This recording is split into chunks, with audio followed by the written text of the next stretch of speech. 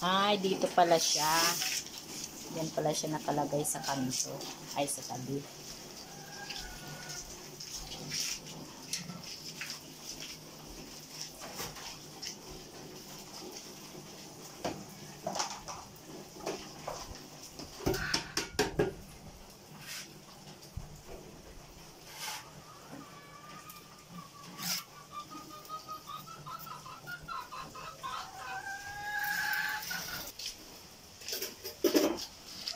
Ba't malagkit? Purong siminto yun. Ha? Purong siminto yun. Malagkit pala yung pagpuro. Namiha sa buwan. Yung grout saan ilalagay? Dyan lang sa Para puti din siya. Akala ko yun ang nilalagay dyan sa ilalim. Para makalimahin yung siminto. Puti yung gabos.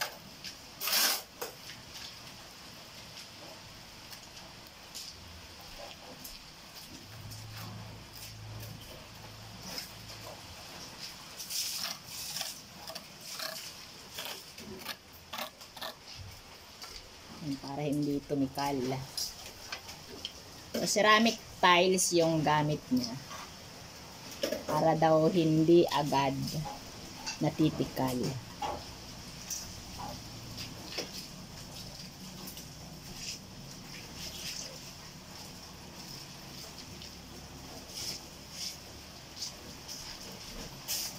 Kaya pala may mga tiles na tikal agad. Kasi yung ibang nag-i-install ng tiles, sa gitna lang may semento. Sa gitna lang niya nilalagyan ng semento, tapos nakaumbok lang, tapos iaano na yung tiles. So hindi lahat nalalagyan. Oo, tapos yun yung nagka-crack.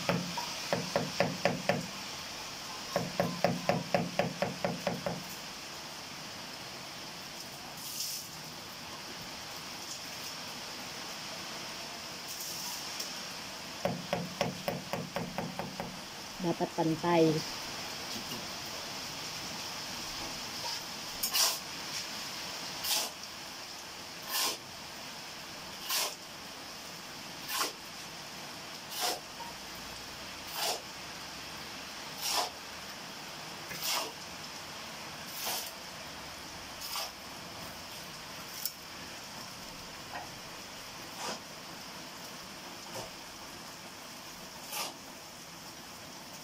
Sobra ng konti.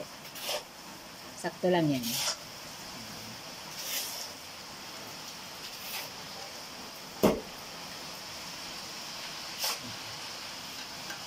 Konti na lang.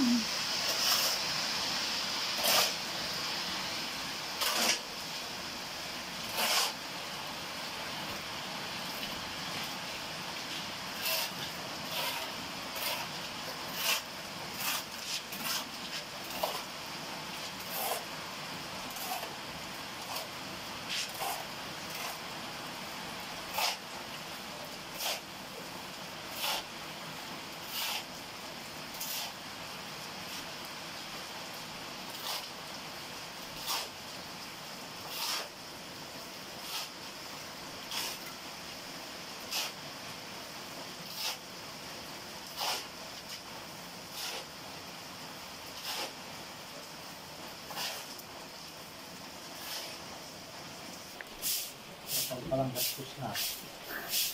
Mahal din ang trapal. Para makatrabaho ka dun sa bahay mo kahit maulan, magbili ka ng trapal talaga. Ang hirap magtrabaho pag maulan tapos walang bubong pa. Sayang yung araw.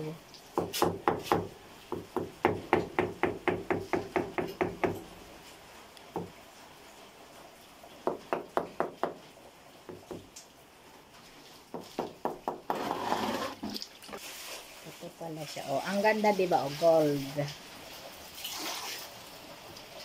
Gold ang tabi.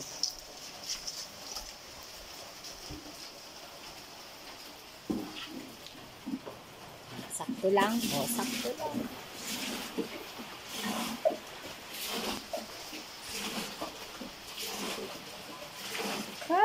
ganda ng lababo.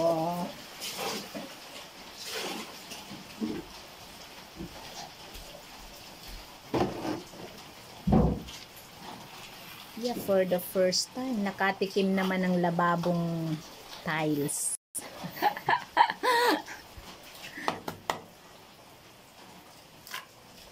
Nako, malaking biyaya talaga si tita.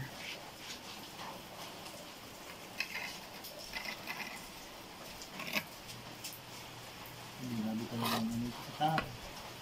Buti na pala natabangan niya. Oo, dami. Dami talagang natulungan niya ni tita. Arin? Arin? Ito, hindi problema kung ano lang. Napitansin na may nahabol ko bako man yan. Pag inahabol ko yan, pangat yan.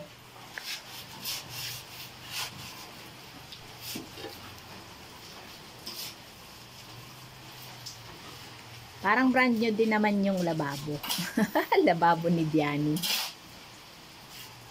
Oh, Vianney, yung lababo mo, hindi mo na mababawi. Original kasi yan. Dekada na yung lababo na yan, antik na. O, konting linis lang, brand new na din tingnan. Ang gusto ni tita, malalim pa dyan na lababo. Ha? Oo nga. Pero maliit yata. Pag malalim na. May malaki din. Doon yun sa dirty kitchen. Malalim ang kailangan doon kasi malalaking tindahan ng tsakoy ang kailangang hugasan. Pag ito mga plato, baso lang naman, okay na yan. Sa dirty kitchen ako ngalagay ng malalim na lababo.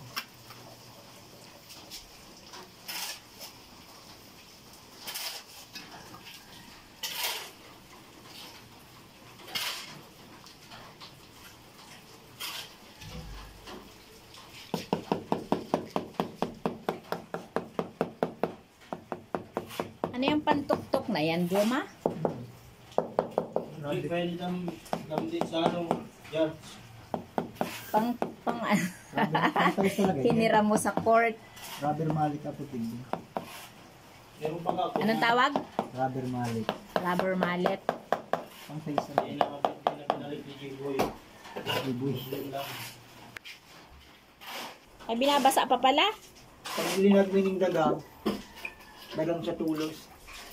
Dapat Tapos, basa. Natupal, pag inarog mo kanyo, bilis mag-sika. Binababa talaga. Ay, bakit yung iba hindi ko nakita kasi may, yung nag-tiles doon sa amo ko, di nila binasa yata Yung yun. iba man yung tiles nga, may ceramic, pag granite, walang problema na yun. Ah, pag ceramic, kailangan talagang binabasa. Binabasa talaga to. Bago, ewan, pag inahon ko to, matuyo yan. Mabilis ka na. Mabilis matuyo. Oo. Tapos paglagay mo doon, Hihigupin agad yung tubig yung tiles. kaya matutuyo agad yung semento. Ay, ganun pala yan. Kita mo na yan, di ko alam Kung yun. pangit pa yung pakalagay mo, hindi matipid agad. Tuyo na. Tuyo na. Nabasa muna to. Binabasa pala dapat. Kaya pala may planggana ka dyan. Akala ko hinawan mo lang ng kamay. Basaan pala ng tiles. Dito na yung naman.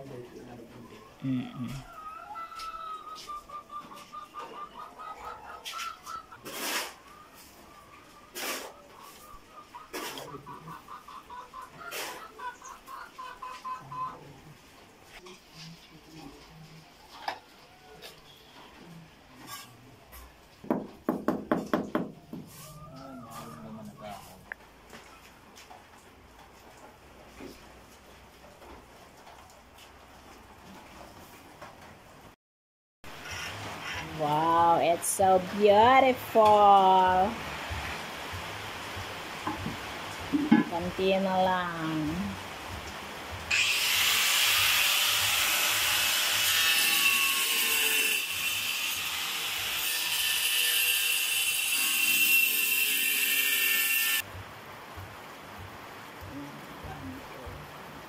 Eight na lang na tiles. And then, ay six na tiles and then dito sa gilid.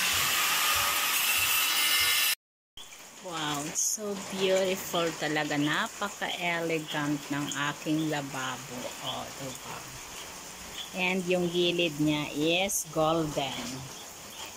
Golden color. Oh.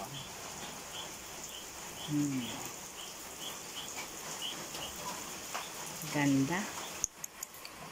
Ang ganda-ganda talaga. So, yan. Yung ilalim. Wala pa siyang cabinet sa ilalim. And may screen na yung bintana.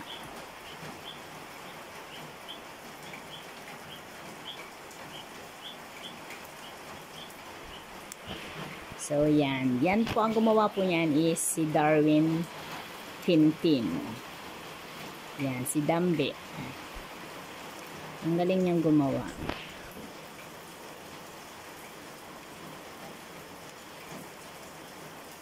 So, yun pala. Wala pa siyang gripo. Wala pa siyang hose and then gripo. Yan pa ang kulang dyan pala. Pero okay na yan. Madali-dali na, malapit-lapit na sa katotohanan. Malapit nang matapos. So, that's all for today. See you on my next vlog, on my update sa aking ginagawang bahay. And thank you so much for watching.